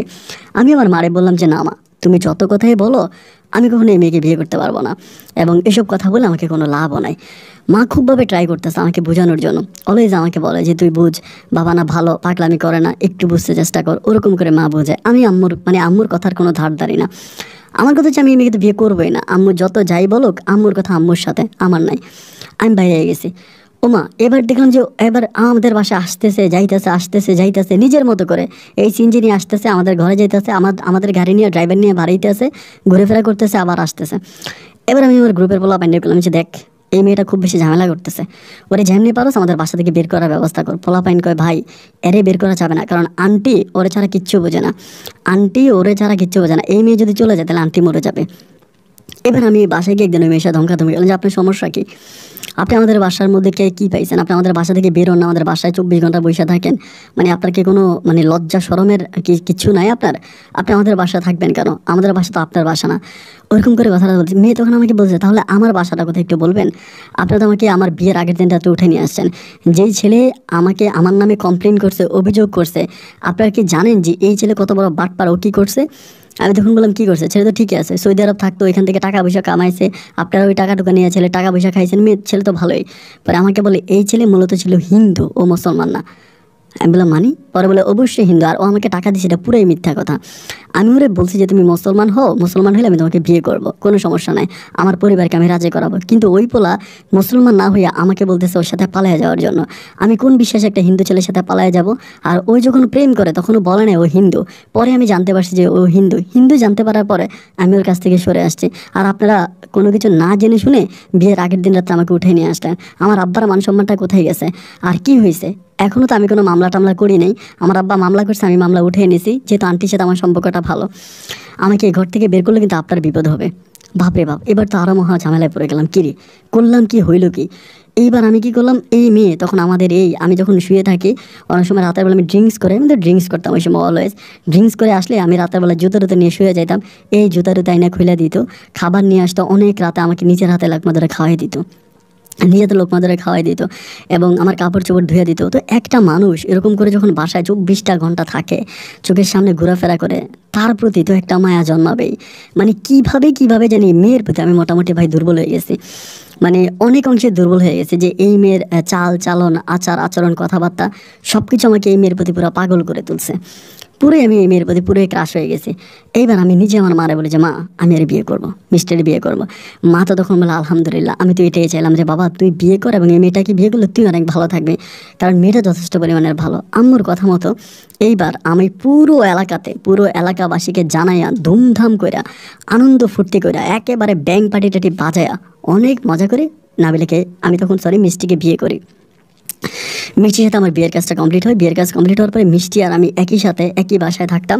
তখন আমি সব এই 7 গ্রুপ টুপ এগুলো সব ছেড়ে দিছি, আমি এগুলো আর করি না। আমাদের বাড়ির বাসা ভাড়া উঠাচ্ছি, আর আমি আমাদের বাসার সামনে একটা মানে ফ্রিজ এসি কোম্পানির অনেক বড় একটা কোম্পানি, আমি তখন একটা শোরুম দিলাম, যে কোম্পানি মাল দিতেছে মানুষের কাছে বিক্রি করতেছি, শোরুম দিছি, শোরুম চলতেছে, ব্যবসা বাণিজ্য করতেছি। আমি আমার বউ নিয়ে ভালোই আছি, মানে আমার বউ মিষ্টিকে নিয়ে ভালোই আছি। এবং মিষ্টি যে দেখতে খুব খারাপ ছিল তাও না, মিষ্টিও মোটামুটি ভালোই ছিল। তবে নাবিলার মতো সুন্দর সুন্দরী না হইলেও ভালোই ছিল, খারাপ না। তা আমার সাথেও থাকতো, চলাফেরা করতো, মিশতো, সব কিছু ঠিক ছিল। এরকম করে সময়গুলো কাটতে কাটতে আলহামদুলিল্লাহ একটা পর্যায়ে মিষ্টি বাচ্চা কনসেপ্ট করে। এবং ও যখন বাচ্চা কনসেপ্ট করে তখন আমি অত্যন্ত খুশি হই, মানে এত যে খুশি হই বলার মতো না। এবং আমার এই সন্তানটাও দেখতে অনেক সুন্দর হয়, মানে আমি যে কালো আমার মতো না, একদম পুরোপুরি মিষ্টির মতো হয়, অনেক সুন্দর হয়। আমি তো ভয় পাইছিলাম যে মেয়ে সন্তান হয়েছে, আল্লাহ না জানে আমার মতো কালো হয়, কারণ কালো হইলে তো শেষ। কিন্তু দেখলাম যে না, কালো হয় নাই, একেবারে মিষ্টির মতো। চেহারাটা দেখতে অনেক মিষ্টি হয়েছে। মিষ্টি তার নামের সাথে মিল রেখা, ওর নামও রাখছে মণি, মানে মিষ্টি মণি। তো মণি রাখছে নাম। যাই হোক, আলহামদুলিল্লাহ আমাদের পরিবারে ও আছে, খুব ভালোভাবেই থাকতেছে, সব কিছু ঠিকঠাক মতো চলতেছে। আমিও ওর সাথে অনেক ফ্রি, অনেক সময় অনেক কথাবার্তাই বলি, এবং ও আমার সাথে অনেক সময় অনেক কথাবার্তাই বলে। আমি ওর শ্বশুরবাড়িতে যাচ্ছি আসতেছি। ওরা কিন্তু অতটা বড়লোক ছিল না, মানে মিষ্টির বাবা ওরা ভাড়া বাড়িতে থাকতো, ভাড়া বাসায় থাকতো, বাট অতটা বড়লোক না, মোটামুটি আছে, খারাপ না, ওভাবেই চলতেছে। তো চলতে চলতে তখন আমি মিষ্টির সাথে ঘুমাইতাম, থাকতাম, ওরকম করে চলাফেরা করতে করতে বেশ কয়েকদিন পরে, আমার মেয়েটা হওয়ার পরে, মনি হওয়ার পরে, একদিন মিষ্টি আমাকে অনেক রাতে, গভীর রাতে আমার বলতেছে, মনি মধ্যে শুয়ে আছে, আমি এক পাশে, মিষ্টি আরেক পাশে। তা আমাকে বলতেছে যে খায়রুল, তোমাকে একটা কথা বলি, কিছু মনে করো না। আমি বললাম যে না, কিছু মনে করবো না, বলো। আমাকে বলে, তোমার বাবা মারা গেছে কবে? আমি বললাম অনেক বছর আগে। তাহলে তোমার বাবা যখন মারা যায় তখন তোমার আম্মা কেমন ছিল? আমাকে বলে। আমি তখন বললাম যে আম্মা তো ছিল, আম্মা তো মোটামুটি ইয়াংয়ে ছিল, পুরোই ইয়াং ছিল। বাবা যখন মারা গেছে আম্মা পুরোই ইয়াং ছিল, আম্মা তার মানে ইয়াং। পরে বলে, তো তোমার আম্মা যখন ইয়াং ছিল তুমি তোমার আম্মাকে বিয়ে করাও নাই কেন, মানে বিয়ে দাও নাই কেন? আমি তখন বললাম, আসলে আম্মাকে বিয়ের ব্যাপারে বলা হয়েছিল, আর মানে আমি কিন্তু তখনও এই পর্যন্ত মিষ্টিকে আমি ব্যাপারটা বলি নাই যে আমিও মানে আম্মুর সন্তান না, এটা কিন্তু আমি বলি নাই, মানে কখনোই বলি নাই আর কি, বলা হয় নাই। পরে আমাকে বলে যে কেন বিয়ে দাও নাই? তখন আমি বললাম যে আম্মু বিয়ে বসবে নাকি, আচ্ছা বাবা মারা গেছে, আম্মুকে বিয়ে বসে? পরে আমাকে বলতেছে, আচ্ছা তুমি কে এমনি? তাই বললাম, আমি কি, মানে আমি আমার মায়ের সন্তান। তার বলে, সত্যি মায়ের সন্তান? ও মা, তা আমি আমার মায়ের সন্তান তুমি জানো না? বলে না, জানি না, জানি না বলে তো জিজ্ঞেস করলাম। আমি বললাম, আমি আমার মায়ের সন্তান। বলে না, তুমি তোমার আম্মুর সন্তান না। আমি কী বলে গেলে মিষ্টি? ও বলে, হ্যাঁ, তোমাকে ছোটোবেলায় তোমার আম্মা নিয়ে আসছিল, তোমার আব্বা আম্মা। এই কথা তুমি আমার কাছে কেন লুকাইছো? আমি বললাম, আমি কি তোমার সাথে প্রেম করে বিয়ে করছি যে তোমাকে আমি সব কিছু জানাবো? তুমি তো আমার ঘরে চলে আসছো বিয়ের আগেই। পরে আমাকে বলতে, আচ্ছা যাই হোক, এখন একটা কথা বলবো, কথাটা মনোযোগ দিয়ে শুনবা এবং সেইভাবে কাজ করবা। তাই আমি বললাম, ঠিক আছে তুমি বলো, আমি শুনবো এবং সেভাবেই কাজ করব, বলো কী করতে হবে। আমাকে বলে, তুমি আম্মুকে একটা বিয়ে দিবা ডিরেক্টলি। আমি তখন বললাম যে আম্মুকে বিয়ে দিব মানে এটা কোন ধরনের কথা বলতেছো? আমি আম্মুকে বিয়ে দিব, এটা কি হতে পারে নাকি? পরে আমাকে বলো, আম্মুকে বিয়ে দিবা? আমি আর সব সহ্য করতে পারি না। তাহলে আমি বললাম যে কী বলতেছো, পাগলের মতো কথাবার্তা, তুমি সহ্য করতে পারো না? কী সহ্য করতে পারো না? তুমি কী দেখছো আমাকে বলো। পরে আমার বউ আমাকে বলে, আমাদের বাড়ির যে দারোয়ানটা ছিল হাফিজ কাকা, এখনও হাফিজ কাকা আমাদের বাসার দারোয়ান, অনেক বয়স হয়ে গেছে কিন্তু ওনাকে বোঝা যায় না, উনি আমাদের বাসার দারোয়ান হলে উনি জিম করতো, মানে অলওয়েজ জিম করতো। আমাকে উনি ছোটোবেলায় কোলে পর্যন্ত নিয়েছে, কিন্তু উনি জিম করে নিজের ফিটনেসটাকে অনেক সুন্দর করে ধরে রাখছে। এবং ওনার নিজের টুকিটাকি ছোটোখাটো অনেক ব্যবসা বাণিজ্য আছে। ওনার ওয়াইফ মারা গেছে, বিয়ে করছে, ওয়াইফ মারা গেছে, দুইটা মেয়ে একটা ছেলে আছে, তারা ব্যবসা বাণিজ্য করে, দুইটা মেয়ে ভালো ভালো বাজারে চাকরি করে, ছেলেটা ব্যবসা বাণিজ্য করে। তো উনি এখন আমাদের বাসায় দারোয়ান, এখনও বাসায় দারোয়ান, আমাদের বাসায় চাকরি ছাড়ে নাই। দারোয়ান হলো আমরা কখনো তাকে দারোয়ানের মতো দেখতাম না, একদম নিজের পরিবারের মতো দেখতাম। এই যে প্রথম আমার বউ মিষ্টি আমাকে বলতেছে যে আমার এই হাফিজ কাকার সাথে নাকি আমার মায়ের অবৈধ সম্পর্ক আছে। আমি তখন বললাম, মিষ্টি, এই পরিবারে আমি বড় হয়েছি, ছোটোবেলা থেকে এই পর্যন্ত আমি আসছি, তুমি এমন কোনো কথা বইলো না যেটা আমি মানতে পারবো না। আমার আম্মার চরিত্র নিয়ে প্লিজ, আমার আম্মার চরিত্র নিয়ে কথা বলেন। আমার আম্মা অ্যাটলিস্ট এতটা খারাপ মহিলা না, আমার আম্মা যথেষ্ট পরিমাণের ভালো মহিলা, এটা তোমার ভুল ধারণা, তুমি এটা ভুলের সাগরে বসবাস করতেছো, এটা মিথ্যা কথা, আমার আম্মা এরকম না। ও আমাকে বলে, দেখো খায়রুল, আমি যেটা বলছি এটা জেনে শুনে বুঝেই বলছি, তুমি আমার কথা বিশ্বাস করো না তো আমি তোকে প্রমাণ করাই দিব। আমি বলে, দূর, ফালতু কথা বলে না তো। এই বলে আমি তখন ঘুমিয়ে যাই। সকালে ঘুম থেকে উঠে আমি আমার কাজে যাই, আমার দোকানে যাই, আমার ব্যবসা প্রতিষ্ঠান সামলাই, পরে আবার ঘরে আসি। ঘরে আসে ওই দিন রাতের বেলায় 9টা-10টার দিকে খাওয়া দাওয়া করে আমি যখন আসছি, 10টার দিকে আমার বলতেছে যে খায়রুল, আমি যখন আবার সন্ধ্যার সময় ঘুমাই যেতাম, কিন্তু সন্ধ্যার সময় ঘুমাইতাম আবার ভোর, মানে সকাল সকাল ভোরে ভোরে উঠে যেতাম। আমার খায়রুল চলো একটা জিনিস দেখাবো। আমরা দোতলায় থাকতাম, আমার নিচতলায় থাকতো। ওই সময় আমাদের নিচতলা ভাড়াটিয়া চলে গেছে, আমার রুমটাও নিচতলায় ছিল। আমার নিচতলায়, কারণ আমার মানে দোতলায় উঠতে পারতো না, সিঁড়ি দিয়ে আমার একটু সমস্যা হইতো। এইবার ও আমার বাইর করে বলতেছে, দেখো। আমি তখন দেখতেছি যে আমার আম্মার রুমটা খোলা। তাই আমি বললাম যে আম্মুর রুমটা খোলা কেন, মানে রুম থেকে আলো বাইরে পড়ে আছে। ও আমাকে বলে, জুতাগুলো দেখতে পাচ্ছ? আমি বলি না, কিন্তু কিন্তু জুতা দেখা যায় না। ও বলে, থাকো। আমি আর আমার বউ পাক্কা 1.5 ঘন্টা বাড়ির সামনে, মানে বাসার সামনে দেড় ঘন্টা পর্যন্ত 1.5 ঘন্টা পরে আমি দেখলাম যে আমার ওই দারোয়ান হাফিজ কাকা ওই ঘর থেকে বের হয়েছে। 1.5 ঘন্টা পরে, পাক্কা 1.5 ঘন্টা পরে। আমি তখন চিন্তা করতেছি কী রে, 1.5 ঘন্টা এখানে কী করছে উনি। আমি তখন ব্যাপারটা আমার কাছে যদিও সন্দেহ লাগছে, বাট আমি সন্দেহভাবে নেই না, যেটা মনে আমার জন্মদাতা মা। সন্দেহভাবে নিলে আমি ব্যাপারটাকে আর সামনের দিকে আরও বেশি খারাপের দিকে চলে যাবো, বা আমার মায়ের প্রতি সন্তানের একটা খারাপ ধারণা জন্মে যাবে। এই কারণে আমি আর এই ব্যাপারটাকে সামনের দিকে না নিয়ে ওইখানেই ব্যাপারটা নিয়ে চিন্তা করতেছি যে কী হতে পারে এবং এটা কি হইলো। আমি তো কখনো এটা রেসপেক্ট করি না আমার আম্মুর কাছে, তাই আম্মু এটা কী করলো। তখন আমার অবস্থাটা এরকম হয়েছে যে আমি আসলে নিঃশ্বাসটা নিতে পারতেছি, নিঃশ্বাসটা আটকায় যাচ্ছে। আমি কী করলাম, এইবার ওই রাত গেল, এর পরের রাত সেম একইভাবে দেখলাম যদি আমার আম্মু রুমে ঢুকে দরজা আটকায় দিতেছে, ঘন্টাখানিক পরে বের হইতেছে। আমি আমার বউরে বলি যে আমি হাফিজ কাকারে বিদায় করে দিই, মায়ের এটারে বিদায় করে। আমার বউ বলে, শোনো, হাফিজ কাকারে বিদায় করে কি করবা, তুমি কিন্তু তার সন্তান না, তুমি জানো তোমাদের সমস্ত প্রপার্টি তোমার আম্মার নামে। আমি বললাম, না আমি জানি না তো, আব্বার নামে ছিল না। বলে, না, তোমার আব্বা মরার আগেই তোমার আম্মার সব কিছু দিয়ে গেছে, তোমাদের বাড়িটা তোমার আম্মার নামে। এবং এখন যদি তুমি হাফিজ কাকার সাথে একটা খারাপ ব্যবহার করো, তোমার আম্মা তোমার আর আমার লাথি মেরে ঘর থেকে বের করে দিয়ে ওই হাফিজরে বিয়ে করে তারে নিয়ে এই বিল্ডিংয়ে থাকবো, তখন কি করবা। আমি তখন বললাম, তাই তুমি ঠিকই বলছো, তাহলে আমি কী করবো। ও আমারে বলে, যা করার খুব ঠান্ডা মাথায় ভেবে চিনতে করতে হবে, কোনো রকমের সিক্রেট করা যাবে না, কোনো ঝামেলা করা যাবে না। আমি যখন বললাম, জান আমার মাথায় এত বুদ্ধিশুদ্ধি নাই, আমি করবোটাকে, আমি তো খুব টেনশনে পড়ে গেছি।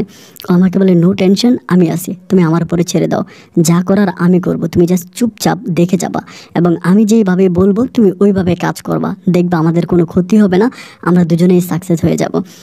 আমি তখন বললাম, আচ্ছা ঠিক আছে, তুমি যেভাবে বলো আমি সেভাবেই করবো, কিন্তু প্লিজ আমার অনেক ভয় লাগতেছে। তখন কিন্তু আমি সত্যি অনেক ভয় পেয়ে গেছি, কারণ হাফিজ কাকা যদি কোনোভাবে আমার আম্মাকে পটায়া বিয়ে করে ফেলে তাহলে তো আমি শেষ। তাহলে আমার বউ কয়েকদিন পরে আমাকে বলতেছে যে একটা কাজ করো, তুমি আমার ঘরে আটকায় ফেলো। আমি বললাম, ঘরে আটকায় ফেলবো পরে বলে, ঘরে আটকায় ফেলো, ঘর থেকে বেরোতে দিও না, এবং হাফিজ ডিরেক্টলি মানা করে যাতে আমাদের ঘরে না আসে, এবং আম্মুর কাছে কোনো মোবাইল ফোন রাখবা না। এরপরে আমরা দেখে শুনে আম্মুকে একটা বিয়ে দিব আমাদের লোকের মাধ্যমে, আমাদের যে লোক, আমরা আমাদের লোকের মাধ্যমে আম্মুকে বিয়ে দিব, তাইলে আর কোনো ঝামেলা হবে না। আমরা আমাদের মতো লোকের মাধ্যমে বিয়ে দিব এবং সেই লোক আমাদের আন্ডারেই থাকবে, জায়গায় সময় আমাদের থাকবে। আমি বললাম, ঠিক আছে। আমার বউর কথা মতো এবার আমি করলাম কি, হাফিজ কাকারে ডিরেক্টলি আমাদের বাড়ি থেকে বের করে দিলাম, যে আপনি আমাদের বাড়ি থেকে বেরোন, এবং আম্মার কাছ থেকে মোবাইল টোবাইল সব কিছু নিয়ে আমার ঘরে আটকাই দিলাম। আম্মা তো বলে, কিরে আমি ফোন ইউজ করবো, আমার ফোন দেবে না, ফোন দেওয়া যাবে না। তার 2 দিনের পরে আম্মা খুব মন খারাপ, কান্নাকাটি করে, কিন্তু কারোর সাথে আমার যোগাযোগ রাখতেছে না, কমপ্লিটলি কারোর সাথে আম্মুর কোনো যোগাযোগ নেই। একটা পর্যায়ে এবার আমি আম্মুর বললাম, জাম্মু তোমার তো বয়স হয়েছে ঠিক আছে, কিন্তু অনেক মানুষের বয়স হওয়ার পরেও কিন্তু শারীরিক সম্পর্কের একটা চাহিদা থেকেই যায়। তা আমি তোমার সন্তান ঠিক আছে, বাট তারপর আমি চাই তুমি আমার একটা বিয়ে করো। হাফিজ কাকার কিন্তু আমি খুব টেকনিক্যালি আমাদের এখান থেকে বিদায় করছি, খুব টেকনিক্যালি, আজকে এত বছর পরে। তা আমার আম্মা বলে, কি বলিস তুই আমাকে, আমি বিয়ে করবো? আমি বলে, হ্যাঁ তুমি বিয়ে করবা, তোমাকে বিয়ে করতে হবে। আম্মু বলে, এটা কোন ধরনের কথা? আমি বলে, বিয়ে করা লাগবে, তোমার বিয়ে করতে হবে। প্রতি রাতে যাইতাম, বিয়ে করা লাগবে, না উনি বিয়ে করবে না, উনি বিয়ে করবে না, আমার কথা যে বিয়ে করা লাগবে। এইভাবে ধমকা ফাইটিং, মারামারি। আমি প্রত্যেক দিন এমন কোনো রাত নাই যে আমি আম্মাকে গিয়ে নির্যাতন করতাম না, গায়ে পর্যন্ত হাত তুলতাম আমি, যদি বিয়ে কেন করবি না, তোর এই বয়সে এগুলো কেন। এবং আমি ডিরেক্টলি বলছি, আমি হাফিজ কাকার সাথে অবৈধ সম্পর্ক করছি, আমি দেখছি তুমি রুমের মধ্যে, হাফিজ কাকা রুমে ঢুকছে। আমার আম্মা চিৎকার করে বলতেছে, আমি ওর সাথে লুডো খেলতাম, তুই তোর বিয়ে হয়ে যাওয়ার পরে তুই তোর বউয়ের কাছে চলে যেতে, আমি ওর সাথে কিসের লুডো খেলতাম, নাটক করো আমার সাথে। আমি একদম আম্মারে খুব ভাবে ধরছি, না তোমার বিয়ে করাই লাগবে। যতভাবেই চেষ্টা করতেছি, কোনোভাবেই আমি আর পারতেছি না, আম্মারে কোনোভাবেই রাজি করাইতে পারতেছি না। তখন মেজাজ এত পরিমাণের খারাপ হয়ে গেছে যে কিরে এখন কি করবো, আম্মু তো রাজি হয় না। যতই ফাইটিং করতেছি, যতই মারামারি করতেছি, যতই কিছু করতেছি না, আম্মারে রাজি করাতে পারি না। আমার কথা একটা, আম্মু বিয়ে করবে না। আমি আমার বউ কোত্থেকে জানি তাবিজ পর্যন্ত আছে, তাবিজ পর্যন্ত দিছি আম্মু যাতে বিয়ে করতে রাজি হয়, বাট আম্মু তখন বিয়ে করতে রাজি না। 6 মাসের মতো আমি আম্মারে ঘরের মধ্যে আটকে রাখি, এবং 6 মাস আমি আম্মুরে কারোর সাথে কোনো যোগাযোগ করতে দেই না, কারোর সাথে না। যদি আম্মুর কোনো আত্মীয় স্বজন ছিল না, একটা মাত্র ভাই ছিল, ওই ভাই নাকি সৌদি আরবে চলে গেছিলো চাকরি ছেড়ে, উনি সৌদি আরবে ওনার ফ্যামিলি নিয়ে চলে গেছে, ওইখানে থাকতো। তো পরে আমি চিন্তা করলাম যে আমি আম্মুরে কারোর সাথে কথা বলতে দেই না। মামা যদিও মাঝে মাঝে কল দিত, আমি কথা বলতাম এবং বলতাম যে আম্মু অসুস্থ, আম্মু কথা বলতে পারবে না, ওইটা বলে আমি কেটে দিতাম, মামার সাথে কথা বলাইতাম না। এমনভাবে আমি আম্মুরে আটকায় রাখি। প্রায় 6টা মাসের মতো প্রতি রাতে যাইতাম, এবং শারীরিকভাবে নির্যাতন করতাম, অনেক নির্যাতন করতাম। বিয়ে করার জন্য গায়ে পর্যন্ত হাত দিতাম, আমার বউ গায়ে হাত দিত, বিয়ে করবেন না কেন, বিয়ে করবেন না। এবং আমি দলিলপত্র পর্যন্ত নিয়ে যেতাম, লাস্ট পর্যন্ত দলিল নিয়ে যেতাম, ঠিক আছে বিয়ে না করলে না বাড়ি আমার নামে লিখে দাও, বাড়ি আমার নামে লিখে দাও। বাড়ি লিখে দেওয়ার জন্য প্রতি রাতে গিয়ে নির্যাতন করতাম, গায়ে পর্যন্ত হাত তুলতাম, কিন্তু আমার মা আমার নামে বাড়ি লিখে দেয় না। যতভাবে বলি যে বাড়ি লিখে দাও আমার নামে, উনি আমার নামে বাড়ি লিখে দেয় না। আমি বলি, উনি আমাকে বলে আমি বেঁচে আছে, আমি কেন তোর নামে বাড়ি লিখে দেবো, আমি মরে গেলে তুমি মালিক হবে। আমি বলি তাহলে তুমি আমার নামে জায়গা লিখে দেওয়াই লাগবে, না তুমি অন্য কাউকে বিয়ে করে ফেলবা, তাহলে তো আমি কোথায় থাকবো আমার সন্তান নিয়ে। উনি আমাকে খুব কান্নাকাটি করে আমাকে বলে, বাবা তোরে আমি ছোটোকাল থেকে বড় করছি, আমি তোরে পেটে ধরে নেই, ঠিক আছে আমি ছোটোকাল থেকে তোরে বড় করছি। আমি বললাম যে না, আমার জায়গা তুমি আমার নামে লিখে দেওয়া লাগবে। কোনোভাবেই আর পারতেছি না। না পারার পরে এবার আমার বউ কোত্থেকে জানে মানে কি একটা জিনিস নিয়ে আসে, হালুয়া টাইপের, মানে হালুয়ার মতো, এটা আমাকে বলে যেটা আম্মাকে খাওয়াই দাও। আমি তখন বলি কি বলে খাওয়াই দাও। একদিন রাতে আমি আর আমার বউ মিলা জোর করে আমার আম্মাকে এটা খাওয়াই দিই, এটা হালুয়া টাইপের খাওয়াই দিই। এবং খাওয়াই দেওয়ার পরেই আমার আম্মা পরিপূর্ণভাবে পাগল হয়ে যায়। ঠিক যেদিন খাওয়াই তার 2 দিন পরেই, মানে 2 দিন পর্যন্ত মা পুরো ঘুমে থাকে। যেদিন খাওয়াই তার 2 দিন আম্মা পুরো ঘুম থেকে চোখ মেলতে পারে না। এবং চোখ মেলতে না পারার পরে 2 দিন পরে ও আম্মু চোখ টোক মেলে মোটামুটি ঠিক, কিন্তু পাগল, পুরোই পাগল। যেটা করতে বলে ওইটাই করে। মানে যদি বলে এখানে বসে থাকো বসে থাকে, যদি বলে এদিকে যাও ওইদিকে যাও, যা বলি তাই করবে। মানে একদম একটা ছোট বাচ্চা যেরকম হয় না, একটা বেবি যেরকম হয়, একটা বেবির মতো হয়ে যায়। তো আমি যদি বলি এখানে নাম লেখো, নাম লিখে ফেলে, এখানে নাম লেখো, নাম লিখে ফেলে, যা বলি তাই করতেছে। এবার আমি দলিলপত্র সব কিছু রেডি টেডি কইরা, আমার বউ বলে সিগনেচার। এবার আমি আমার কাছ থেকে সিগনেচার নিছি, পুরো বাড়ির পুরো জায়গাটা আমি আমার কাছ থেকে সিগনেচার নিয়ে নিছি। বাড়িটা আমার কাছ থেকে নিলাম, নেওয়ার পরে আমার বউ তখন বলতেছে যে বাড়িটা যখন আমার কাছ থেকে নিলাম, যেদিন নিলাম তার 2 দিন পর আমার বউ বলতেছে আমার মামা কিন্তু ওই সময় সৌদি আরব থেকে আসবে হঠাৎ করে। যেটা অনেক দিন ধরে আম্মুর সাথে কথা হচ্ছে না, আমি বলতেছি আম্মু অসুস্থ, আম্মু কথা বলতে পারবে না। তখন থেকে আবার বলছি যে এখন আম্মু পাগল হয়ে গেছে, এটা বলছি, মামা এখন আম্মুকে দেখার জন্য আসবে। আমার বউ তখন বলতেছে তোমার মামা যখন সৌদি আরব থেকে তোমার আম্মুকে দেখার জন্য আসবে, তাহলে তুমি যে জায়গাটা তোমার আম্মুর কাছ থেকে নিয়েছো, তোমার আম্মু তো পাগল। এখন তোমার মামা যদি তোমার আম্মুকে নিয়ে গিয়ে কোর্টে দাঁড়িয়ে গিয়ে যে মামলা টামলা করে, তাহলে কিন্তু যার জায়গা তার কাছে চলে যাবে। আমি তখন বলি হ্যাঁ তা তো ঠিক আছে, কী করা যায়। আমার বউ বলে ইমিডিয়েটলি জায়গাটা তুমি অন্য কারো নামে দিয়ে দাও, যদি 3টা দলিল হয়ে যায় তাহলে আর কিছু করতে পারবে না। অন্য কারো নামে জায়গাটা দিয়ে দাও, দিয়ে দিলে যখন তোমার মামা মামলা করবে, মামলা করলে দলিল তো জায়গা তো আরেকজনের কাছে চলে গেছে, তোমার কাছে তো নাই। তোমার কাছে থাকলেই না এপিট করে আবার চলে যাবে, তোমার কাছে না থাকলে তো যাবে না। আমি তখন যে এরকম বিশ্বাস তোমার কই পাবো, আমার জায়গা আমি কীভাবে কাকে দেবো, কে নেবে, উল্টা আমাদের নামে মামলা টামলা করে দেবে, এটা কিভাবে হবে না। আমার বউ বলে যেভাবেই হোক তোমাকে এটা সাকসেস করতে হবে, আদার্স আমাদের কোনো ওয়ে নাই। আমি বললাম তুমি কার নামে দেবো, বলে কার নামে দেবে, তাহলে আমার নামে দিয়ে দাও, আমি তো আছি। তারপরে যখন তোমার মামা মামা কিন্তু আবার বলছে যে আম্মাকে নিয়ে চলে যাবে সৌদি আরবে, তো মামা যদি তোমার আম্মুকে নিয়ে চলে যায় তখন তুমি জায়গা তোমার নামে নিয়ে নিবা। আমি বললাম যে ঠিক আছে ফাইন, তাহলে খুব ভালো কথা বলছো। এবার বউর কথা মতো আমি কী করলাম, দলিল করে জায়গাটা আমি ওর নামে লিখে দিলাম, ওর নামে আমি দানপত্র দলিল করে দিলাম যে ওর নামে চলে যাক। এরপরে যখন মামলা করবে তাই তো আমার পাবে না।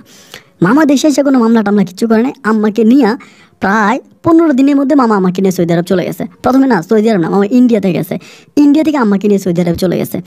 মানে মামা কোনো রকমের জায়গায় সম্পত্তি কী আছে না আছে, কোথায় কী আছে, ওইগুলো নিয়ে মামার কোনো রকমের মাথা ব্যথা নেই, মামার কোনো রকমের কোনো টেনশন নেই। মামার টেনশন হচ্ছে যে তার বোনকে বাঁচাইতে হবে, সে আসছে মূলত তার বোনকে বাঁচানোর জন্য, তার বোনকে সে বাঁচিয়ে নিয়ে যাবে। এবার মামা কী করলো, আমাকে নিয়ে ইন্ডিয়া থেকে মামা সৌদি আরবে চলে গেল। সৌদি আরবে চলে যাওয়ার পরে তখন তো মামা ওইখানে সৌদি আরবে আসে, আমার মাকে নিয়ে আসে, মাকে ওইখানে ইন্ডিয়া থেকে কী ডাক্তার দেখে নিয়ে চলে গেছে। প্রায় 2 মাস ধরে মামা সৌদি আরব ধরে মাকে নিয়ে আসে। 2 মাস পরে এবার এরকম করে সময়গুলো কাটতেছে, আমি তখন আমার ব্যবসা বাণিজ্য নিয়ে পড়ে আসছে, বাড়িতে আমার নামে হয়ে গেছে। এরকম হচ্ছে কিন্তু আমি আর আমার মতো করে কার সাথে কোনো যোগাযোগ করি না, নিজের মতো করে আছে, মায়ের খোঁজ খবর, মা ভালো আছে, মা সুস্থ আছে। মা কিন্তু আবার এগুলো কোনো কিছুই বলে নাই, পাগলের মতো আসছে, পাগল হয়ে আছে। এবং জানি সৌদি আরবে যাওয়ার পরে সুস্থ হবে, আমার কথা হচ্ছে যদি সুস্থ হয় আমার কাছে বলবে সমস্যা কি, জায়গা তো আমি নিয়েই নিছি, তাহলে আমার সমস্যা কি, এখন বললে আর আপত্তি নেই।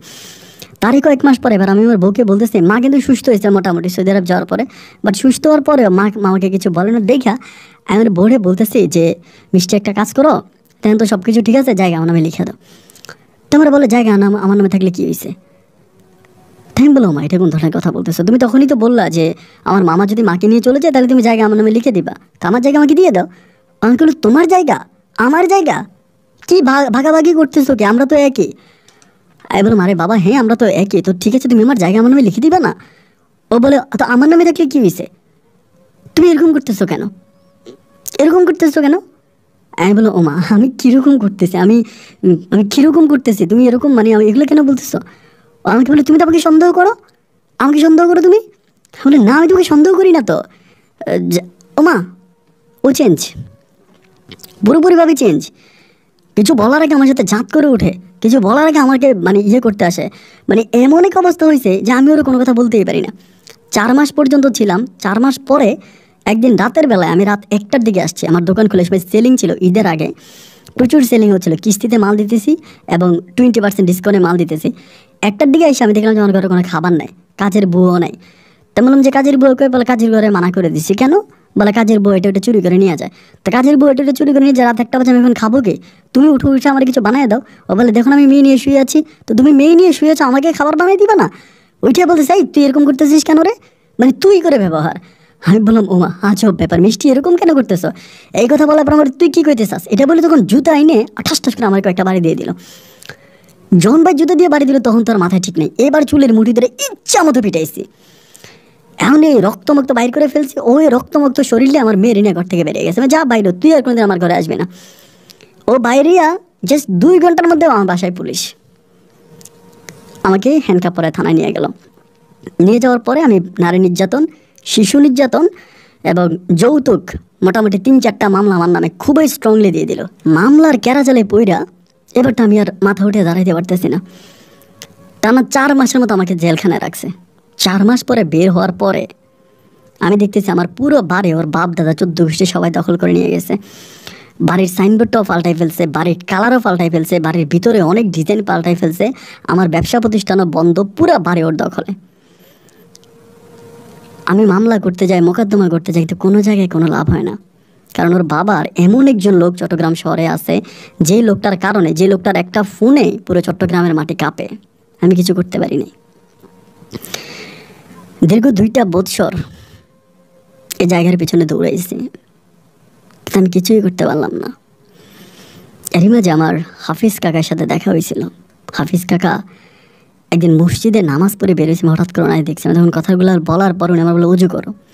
আমি উজু করছি, উনি আমাকে মসজিদে ধরে নিয়ে কোরআনটা মাথায় নিয়ে বলতেছে আমি তোমার আম্মুর সাথে লুডো খেলতাম, তুমি যখন চলে গেছিলা তোমার বউ নিয়ে, তোমার আম্মু তোমার বউ নিয়েই থাকতো, যখন তুমি তোমার বউ নিয়ে থাকতে শুরু করছো তোমার আম্মুর একাকিত্ব সময় কাটতো। সন্ধ্যা রাতে ওনার ঘুম আসতো না, উনি ঘুমাইতে পারতো না। রাতের বেলায় আমাকে ডাকতো যে আসো হাফিজ আমরা একটু লুডো খেলি। আমি আর তোমার আম্মু গিয়ে লুডো খেলতাম। কোনো খারাপ সম্পর্ক আমাদের ছিল না। আমার 2টা মেয়ে সরকারি চাকরি করে, একটা ছেলে ব্যবসা করে। আমার টাকার অভাব ছিল না, তারপরেও তোমাদের বাসায় দাঁড়াওনি চাকরি করছি। কেন? তোমার আব্বাকে ভালোবাসি, তোমার আম্মাকে ভালোবাসি, তোমাকে ছোটোবেলায় কোলে-পিঠে করে মানুষ করছি। বাধ্য হয়ে খুব কষ্ট করে আম্মুর নাম্বার জোগাড় করে আম্মুর কাছে হাওমাও করে কান্নাকাটি করছি। আম্মু আমার বলে বাবা সৌদি আরবে চলে আয়, 5 ওয়াক্ত নামাজ পড়বি, রোজা রাখবি, দিনের পথে চলবি, দেখবি আল্লাহ তোকে ভালো রাখবে। মার কথা মতো আমি তখন আবার পাসপোর্ট করি, সব কিছু করি। মারলে মা মারে ফেলবে, সৌদি আরবে চলে যাই।